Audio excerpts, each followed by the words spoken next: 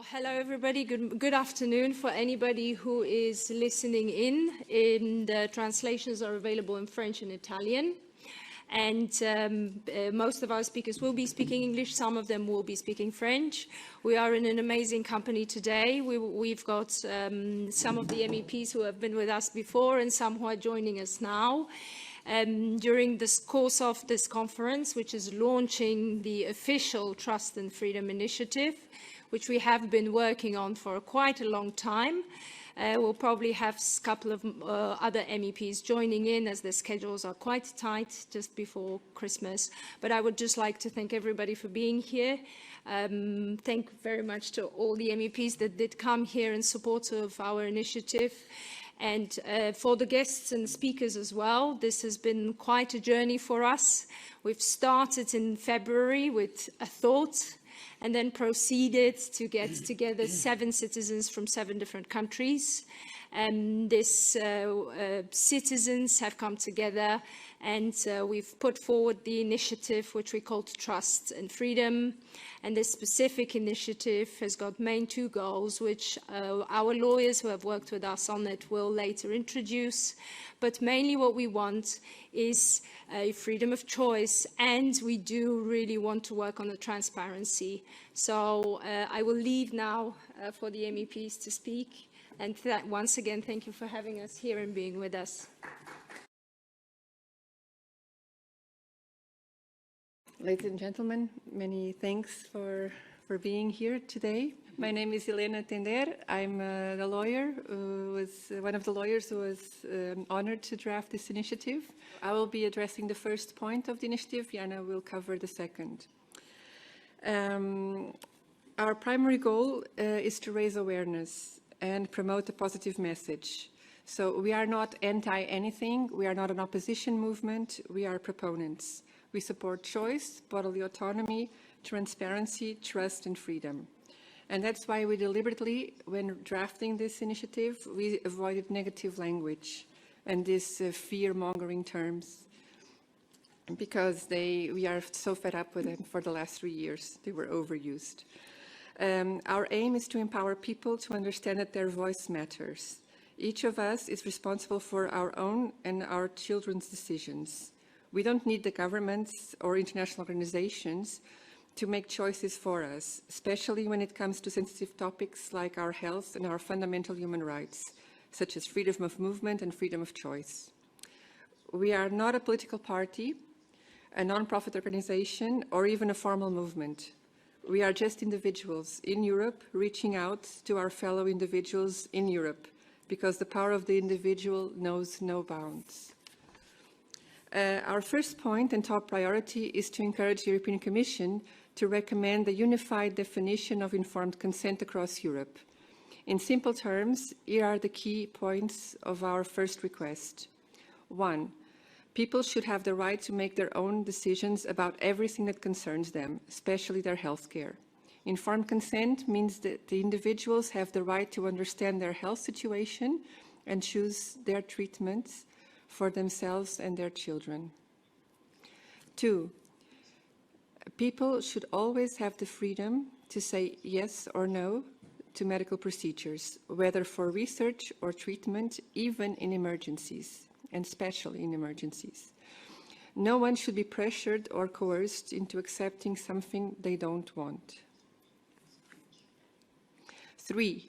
Patients should receive clear and easily understandable information about their health condition, available treatments, and potential risks and benefits. Open and honest communication between healthcare professionals and patients is crucial. 4. Patients should fully grasp the nature, purpose, risks, and potential benefits of clinical trials, medical procedures, or treatments, so they can make well-informed decisions. And finally, 5, people have the right to change their minds throughout the process and decline treatment at any point without facing undue pressure. Doctors have always to respect their decisions. In essence, our initiative aims to ensure that individuals have control over their bodies and access the information needed to make informed choices about their health. It is important to understand that this initiative is calling for the recognition of our human inherent rights, but not by any government, but by ourselves. Not by the European Commission, by ourselves.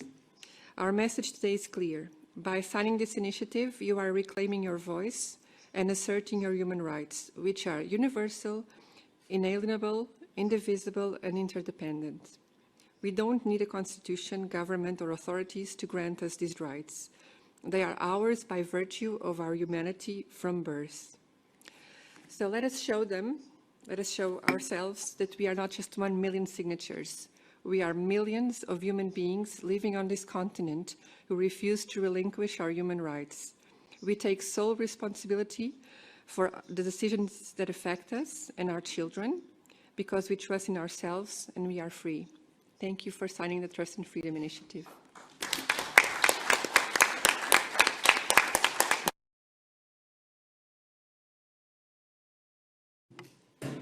Good afternoon.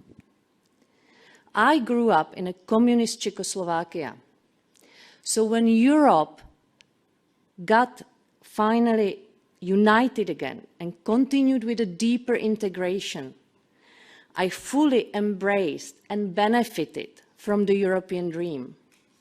I was participant of the Erasmus program and I studied European law because I was such a believer. I studied European law in my home country, Czech Republic, and in the Netherlands. When my British partner in 2016 voted yes for Brexit, I cried. And believe me, it's the only occasion I actually did so for a political cause in my life, because I could not understand the reasons for his decision. But in 2022, with deep sorrow, I realized that the Europe I live in is no longer a Europe that I feel proud to be a citizen of. Because my Europe was the Europe which was built on fundamental human rights and principles of democracy, which was no longer true. But in work as in life, I believe that we should not be going for easy exits when the going gets tough. So I think we need to be very diligent in protecting the things we care about and we love. And I'm incredibly grateful to people like Justina Walker, who reminded us as citizens to actually use the initiatives that are at our disposal, and to brilliant people like Helena, who used the positive language to actually draft our initiative. Because it's not enough to be against something. We need to decide what are we actually for.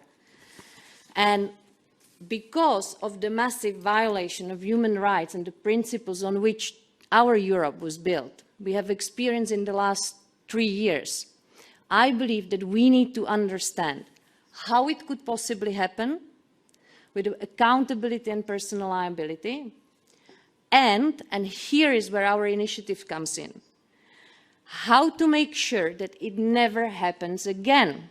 In international law, we call it the guarantee of non-recurrence. And it speaks about the right of the victims, which I do believe it's collectively all of us, to be safeguarded from further future abuses and the duty to ensure the rule of law. Because in the last 3 years, we have witnessed unbalanced and damaging public health mandates and rules, and excessive spending of our tax money on public health initiatives that were actually not benefiting you or me, and were questionable already at the time where they were rolled out, whether it's the vaccines or the vaccines passport, because already then we knew that it doesn't actually protect anybody. And still, the decisions to participate and invest in these initiatives were largely taken behind closed doors with no public or scientific discussion, cost-benefit analysis, or transparency about possible alternatives. So if we want to believe again that our officials, which are albeit indirectly elected, do represent our public interest, no decisions can be taken without a full transparency. So what our initiatives wants to reinforce is a transparency. By calling for the publication of agendas, meeting minutes, internal reports, emails and SMSs.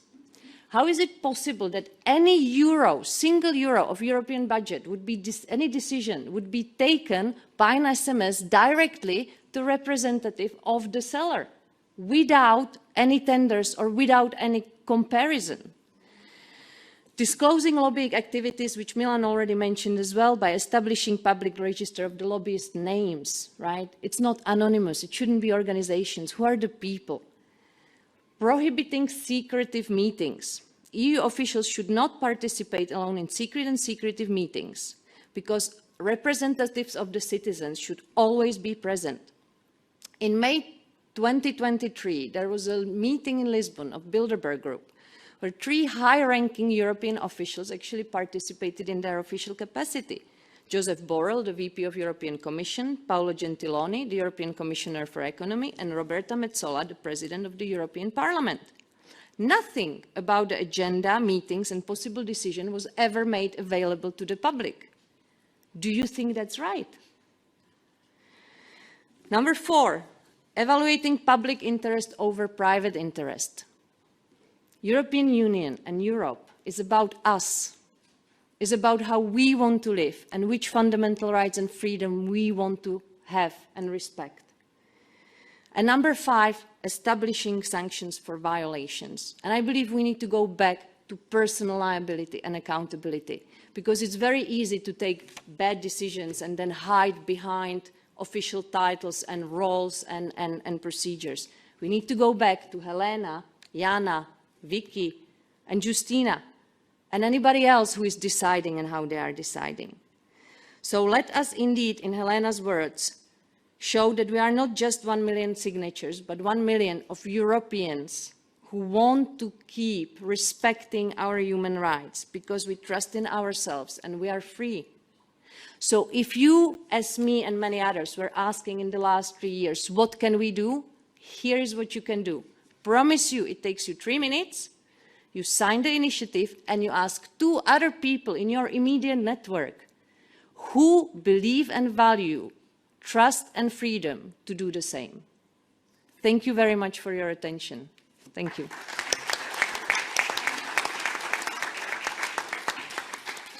We wanted to really thank all the MEPs once again, Christina Anderson especially, we know she can't be here, and Mislav as well, because he's been with us, like I said, pushing us forward for a long time, and also all the citizens that we've had today. And as you can see, this is really what this initiative is about. We cannot stress more. It is about citizens coming together, but also working with the Parliament members and other people to push this forward. What we do need is 1 million signatures. We are aware that it's a tough task. There's only been 9 initiatives that made it through that 1 million and over. Right? I think 10, yes? We'll be the 10th. So our lawyer says, we'll be the let's be the 10th one. And I think this is so important. The process of Citizens' Initiative, which is a tool for direct democracy, taken, which I previously said when we met here in July, from the Swiss democratic way of using these tools, is not that easy. And if we can move the citizens to show that they want the freedom, that they want the transparency within the EU, and that actually the reason the EU exists is because of the citizens, because the citizens create that European Union, then hopefully we can make it further. And I think that's the main thing we wanted to say. We really are thankful to the MEPs that came here today. We're really thankful to the lawyers who worked on this initiative. Helena, Jana, Louise, we had a couple of others who joined us at the beginning and also shifted us into the direction that we're going, and not present here today, but we did. We have these people, we are in touch with every single one of them. And citizens that have joined us. I mean, I'm hoping we're going to have more brave doctors. We're going to have more brave lawyers. We're going to have more brave cashiers, bus drivers, everybody else. This initiative is driven by the people, for the people. Sounds a bit cheesy, but that's the truth. If it's not the people that are going to bring the change, then who is going to do it for us? Yeah. Big corporations, massive NGOs, lobbyists? I don't think so, and I think with this, I don't know if any one of you wants to add something. The important point, what I would like to say is that we all, what we said, we all know that the world is going through big change. We all see it. There is a process of globalization, there is a process of centralization of power, and in the end should be one big super state with one big government and one big digital global bureau. They want to use the technology to check us, to control us, and this is not what we should allow them to do. This was never in the history that someone would be so close to the position to take over all world, and we should fight for it. And this point, what I want to say is that each of us is important. Each of us, everyone from us, we have to fight for it. It's not that someone else will do it. Each of us. It doesn't matter if you are a member of European Parliament, or if you are a politician somewhere else, or if you are a doctor, if you are a scientist, if you are a lawyer, if you are a hairdresser, if you are a real estate agent, or if you are whatever else. It doesn't matter, because we are sharing this world, and it depends on each of us. Everyone matters in this fight. So please share this knowledge, share this thing with others, because everyone is important. And as I see here, this TVs we have here, I see the name of our initiative is Trust and Freedom. It's so beautiful. But I would say the last point of myself would be that we should trust in freedom. Thank you very much.